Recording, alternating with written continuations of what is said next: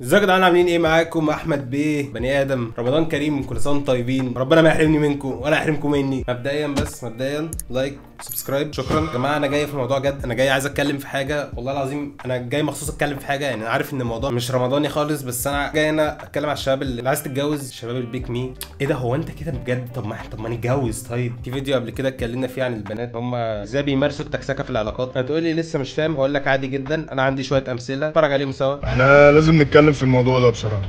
اللي بيحب حد بيجري وراه، بيتشقلب وراه كده، بيحاول 100 مرة 1000 مرة، حتى لو بتأذيني، حتى لو بتفشخك. حاجة انت بتحبها سيبها لحد تاني ليه؟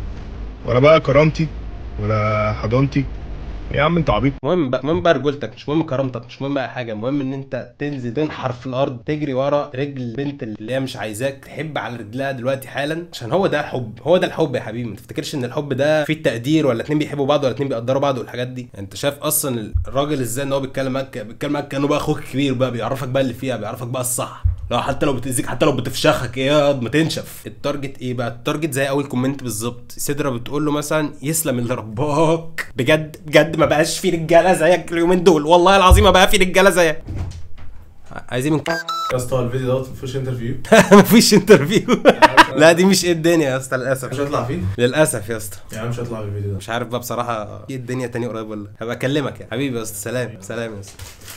بص بقى رامي اللي ايه، اللي شاف وايه وساكت وكاتم جوه قلبه. ما قيمه الانتظار والمفقود غادر بارادته. يعني ايه يا اسطى؟ ايه اللي انت بتقوله ده؟ الصوت اللي بيستخدموه الرجاله لما بنت ترفض تبقى هتموت. ايوه ده موضوع فيديو النهارده من الاخر، والله العظيم. الشاب ده برضو ليه بعض من الفيديوهات، وتقريبا محتواه قائم على يعني العلاقات، او اللي هي الحاجات اللي مش عارف والله اجيبها لكم ازاي. بس مثلا ده هو، وانا بفكر ازاي اتعامل مع ال 17 شخصيه بتوعها من غير ما احسها ان هي متخلفه عقليا. شايف ازاي اصلا بيفكر؟ انت شايف ازاي بيتم التفكير؟ انت بتفكر كده، انت بتفكر بتبقى مفرم وانت بتفكر. دي وضعيه التفكير بتاعتي عامه. انا جات لي فكره. انا دلوقتي بفكر ازاي اتعامل مع ال 17 شخصيه بتوعها، ازاي اخلي ال 17 شخصيه بتوعها يقولوا ان انا مفيش غيري. انت كتير حلو. ايوه هو ده بقى، هو ده التارجت اودينس. معقوله انت حلو كده ليه؟ دي بتبقى بنت مثلا عندها 13 سنه، شافت اول مره واحد بفانيلا حمالات، كان قبليها مثلا بيومي فؤاد ولا حاجه، دلوقتي مثلا اللي هو بالنسبه لها ده الحاجه بقى، خلاص انا هموت لازم تجوزوني الشيء ده دلوقتي حالا. وجدير بالذكر، والحاجه اللي اصلا في دماغي بس ما كنتش عايز اقولها عشان مش متاكد من معلوماتي قوي، بس دلوقتي اتاكدت ان الواد ده طلع في سبيد ديت شو. ده فعلا اي شخص بيطلع في سبيد ديت شو بيبقى نفس العقليه ونفس التفكير، حتى ممكن نفس المحتوى. وهتلاقيه طالع في سبيد ديت شو مثلا بيقول لك انا بشتغل في الماركتنج، عشان هيتكسف فشخ يقول ان هو بيلحس للبنات على الريل. شوفك كده. يلا يا جماعه، ايدك الموضوع صعب جدا. ايه بقى ايدك دي؟ خليها بعيد عن خليها بعيد عن، بس الاورا بتاعت رجولتي دلوقتي لا تسمح ان يكون فيها اي وجود حريمي على بعد 90 سم. ارجو لو سمعت بعيد ايدك وتحترميني وانا بتكلم، لان انا دلوقتي انا شخص عامه. خليها بعيد عن انا حره. انا فهمت. معلش يا جماعه انا غبي، بس بنسى ساعات برامج الديتنج. هو تقريبا عايز ايديها تفضل بعيده عشان عايز يجبرها ان هي تفضل في الديت، حاجه كده يعني، او مش عارف بصراحه.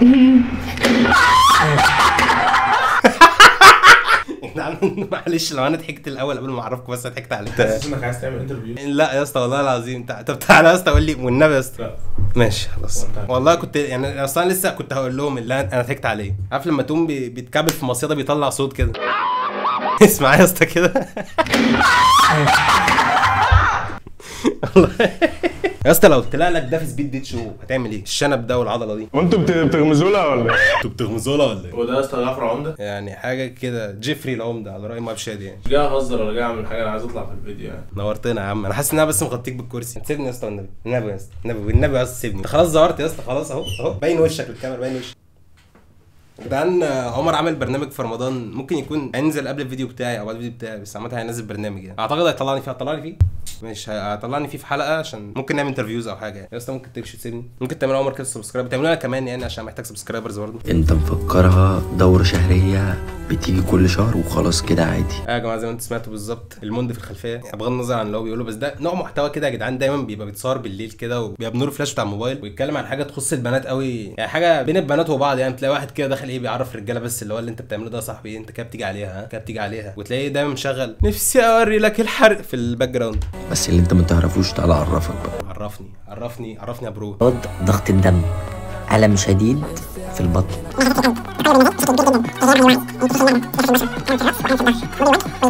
كل ده بيحصل وانت مش عارف تستحملها. مش عارف تستحملها بجد بجد. لو كنت اعرف ان البنات بيمروا بكل ده والله العظيم والله العظيم ما كنت زعلتها، والله ما كنت زعلتها. انا اسف انا اسف يا حبيبتي والله. واحده اسمها منى بتقول له شكرا وكل حاجه، بس انت ايه اللي جاب المحتوى ده في دماغك؟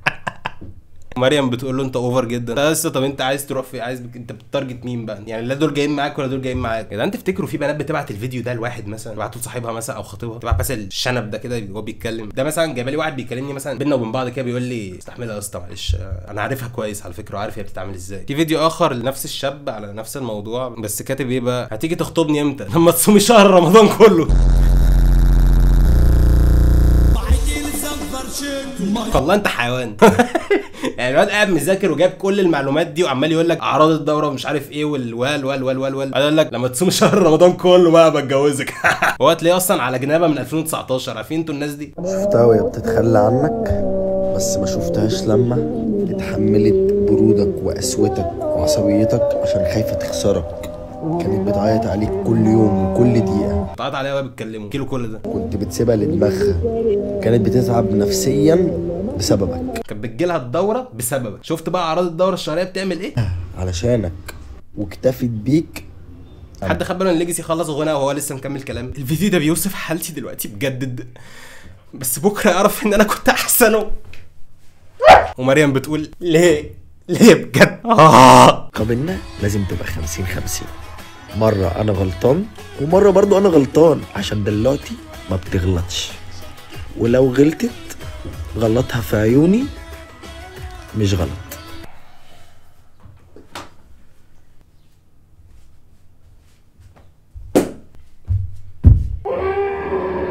هو اصل حبيبتي ما بتغلطش، حبيبتي بتديني بالجزمه على وشي وساكت عشان دي حبيبتي، دي بنتي يا ابني. بجد يا اسطى بجد انت صعب، انت عمرك ما هتصاحب، او انت هتصاحب بس هتصاحب يعني يا عيني يا عيني يا ابني، يعني عليك والله، يعني عليك يعني عليك. تبارك بقى بتقول لي كل نساء الكون راضيين عليك. حاسس ان انا عايز اعمل عمليه ترانس جندر وابقى بنت واقول ان انا مش راضي عن الخرا اللي انا شايفه دلوقتي قدامي. هو اللي معايا مش شغال ليه؟ طب ما تيجي انت مكانه بقى، تيجي انت مكانه بقى يا يوسف جمال اوفيشال. يا بنتي فوقي بقى، بتموفي وني من ايه؟ انتي ما ارتبطتيش بيه اصلا وهو ما كانش بيحبك.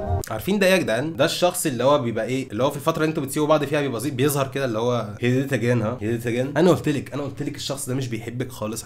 على فكره انا بحبك بيني، انت تحبيني انا على فكره انا احسن منه بكتير. بصوا يا جدعان معلش انا اسف على اللي انا هعمله، بس هو صاحب الصوت ده موجود في حته بس انا مش لاقيه. بس انا لقيت الواد ده بياخد كل اصواته وبيعمل عليه ليب سينك زي المهرجانات، فاحنا هنضطر ان انا نكون معاه. اعتقد الاثنين هيوصلوا لنفس المحتوى اكيد. 5 امكن في البنت الولد بيحبهم جدا، ايموجي فيست، ايموجي بيرفكت، عروسه، كينج. واهم حاجه رقم 5 دي بالذات، ويا بختك يا اللي هتشوف الفيديو ده للاخر. بس قبل ما نبدا، يا رب تتجوز البنت اللي انت بتحبها من نصيبك لو خفيت الزاد اللي تحت صورتي ده.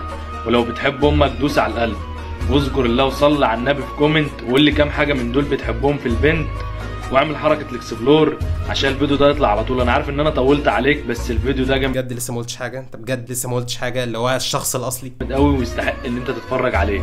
ويلا بينا عشان ما نتاخرش. ما تاخرش ايه يا اسطى؟ ما تاخرش ايه؟ انا يومي راح. اول حاجه البنت اللي ما بتبينش سنتي من رقبتها. تاني حاجه البنت اللي ما بتحطش فيلر ولا نفخه شفافه ولا اي حته في جسمها، وحامده وشاكره ربنا على خلقه ليها. تالت حاجه البنت اللي ما بتضيقش لبسها وتبين تضاريس جسمها. رابع حاجه البنت اللي عينيها ما بتشوفش غير الواد اللي بيحبها.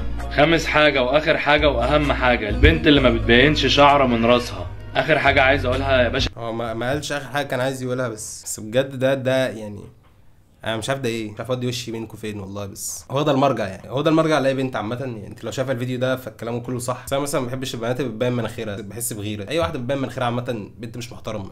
وانت كولد لو عرفتهم بالله عليك ما تنرفزها وتعصبها بالكلام ده. تعال اقولهم لك، بس قبل ما ابدا الفيديو ده للاخر، ويا رب تزور الكعبه وتلمسها لو خفيت الزاد اللي تحت صورتي ده. ولو بتحب امك دوس على القلب. اما انا ما بحبش امي يا عم، بهزر، بحبك يا ماما والله. تقول لي الكلام ده قلته البنت قبل كده ولا لا؟ وحركه اكسبلور عشان الفيديو يطلع على طول، وما تضيعش النت بتاعك في الهلس والتحديات اللي انت بتشوفها دي. طب ما ده فعلا ضيع نتي مع شخص زيك ليه، والشخص اللي زيك اتنين مع بعض، ولا مش عارف. بدات اتعب. استفاد عشان تفيد. ويلا بينا. اول كلمه وزنك زاد. اقسم بالله البنت بتتضايق من الكلمه دي جدا، حتى لو واثقه من نفسها. لما بتقعد مع نفسها وتفكر في الكلمه بتتضايق قوي، فبلاش تكسر بخاطرها. هي بتبقى حكيه له على فكره، هي صاحبتك بتبقى حكيه للواد ده، تقول له الواد ده قال لي ان انا وزني زاد، وانا بجد وزني زاد، فاقول لها محطوط تشكيل. تاني كلمه شكلك مش حلو يا باشا، اقسم بالله الكلمه دي حرفيا بتقسمها 2 يا باشا. ربنا ما خلقش حد وحش، وبلاش تيجي تكتب لي في الكومنتات عكس الوحشه وراضيه تكسب ثواب فيها. ربنا ما خلقش حد وحش، بص لنفسك الاول بعد كده قول على الناس وحشه. اسمع بقى اخر جمله واهم جمله، واللي فعلا البنت هو ليه الواد ده دايما ما بيقوليش بالنسبه الانترفيوز يعني يا اسطى مفيش انترفيوز النهارده، خلاص بقى ريح بقى، في انترفيو كمان شويه. تانية لا الحلقه دي فيها انترفيو هيحصل، هاخدك يا اسطى هننزل نشوف الرجاله دي فين. انت لو الولد سالها ال3 اسئله دول تتاكد انه بيحبها جدا. يا اسطى انا تعبت منك بصراحه تعبت انك مش قادر اكمل بامانه، ده اللي انا كنت عايز اتكلمكم فيها، الانواع دي اللي انا عايز اتكلم فيها النهارده، مش عايز اتكلم فيها انا خلاص بقى، قلت اللي عندي، تعبت بصراحه من فيك كفايه. يعني الحاجات دي بجد والله العظيم، يعني الحاجات دي يعني بتجيب مع عالم كده، يعني في عالم كده الحاجات دي بتيجي معاهم، او بصراحه في ارقام كتير فشخ شفتها، يعني اللي هو زي برضو البنات التوكسيك كده، اللي هو في تفاعلات كتير قوي مع الانواع ده من المحتوى. الناس تمام، انا بالنسبه لي دلوقتي بصراحه الفيديوهات دي كلها اقنعتني ان ده الطريق الصح، حاسس ان ده هيبقى محتوى الفتره الجايه. يعني لو انتم مش عارفين يعني، فانا بقيت اعمل محتوى على التيك توك والانستجرام ريلز، فما تنسوش تعملوا فولو على التيك توك، ما تنسوش تعملوا فولو على الانستجرام، الاثنين نفس اليوزر نيم عامه، كل يوم بنزل عليهم ريل جديد، محتوى جديد، عشان كذا حد قال لي ارجع اسطوره الفوتوشوب. بس حاجه اخيره، مفيش بنت غلطانه، احنا اللي مش رجاله، سكه يا جدعان من الاخر. اكتبوا لي في الكومنتات تحت لو عندكم شباب زي دي تاني، اكتبوا لي اليوزر نيمز بتاعتهم وابعتوها لي، لان انا حاسس ان انا محتاج اتعلم كتير الفتره الجايه. وما تنسوش تعملوا لايك شير سبسكرايب، عايزين نقوم شويه، عايزين نطلع شويه. لو وصلت لحد الحته دي في الفيديو اكتب اي حاجه، عشان انا ما عنديش حاجه اقولها لك بصراحه. وبس كده، اتكل انا بقى، بالكم من نفسكم، بحبكم، كل سنه وانتم طيبين، باي باي.